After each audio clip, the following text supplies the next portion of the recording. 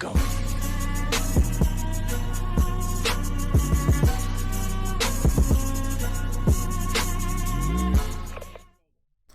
What's going on, guys, and welcome back.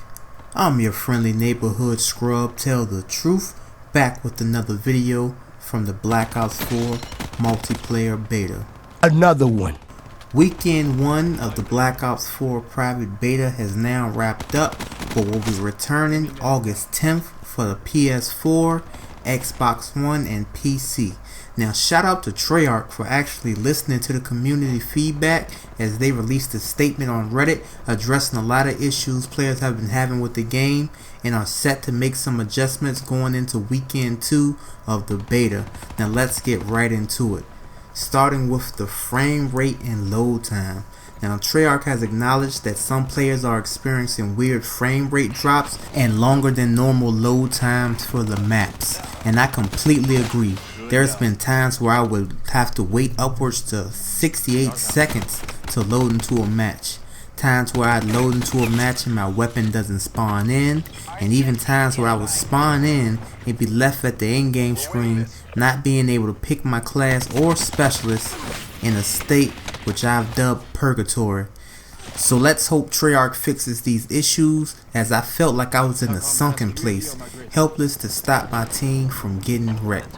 But moving on to the weapons, Treyarch specifically recognized the SMGs may be a bit too strong right now, and I couldn't agree more.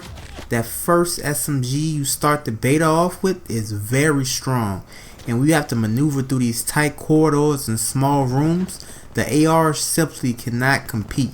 SMGs dominated the beta, and I'm glad Treyarch is addressing this. Me personally, I've always leaned towards the ARs in previous CODs, but in this game, ARs don't seem to do the job as efficiently as the SMG, even at mid-range.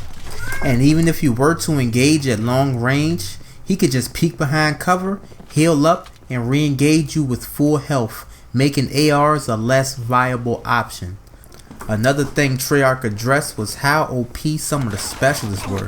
They didn't single anyone out in particular, but I can tell you from my experience, Recon is going to catch a nerf, and that's a shame too, as it was quickly becoming my new favorite specialist, which was previously the Nomad, but it seemed like after day 1 of the beta, his K9 unit got nerfed. The first day I called him in, he got about 3 to 4 kills on average, then after that, the next day he would only get about 1 to 2 kills before he was taken out. Now moving on to bunny hopping, a valid tactic as stated by Treyarch, and I agree. But in my opinion, you jump a little too high, almost to the point where you can completely jump over a standing enemy. And this pseudo boost jump can completely change the outcome of a gunfight, which isn't necessarily a bad thing. I just think you should tone it down just a bit, as a lot of players I encountered were doing it if they were still playing Black Ops 3.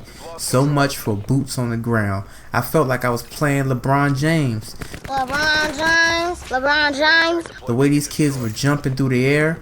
I'm glad Treyarch's listening, and that was something I also noticed while playing the beta. I'm curious to see how they plan on tweaking the jump mechanic, so I guess we'll just have to wait until the second weekend of the beta.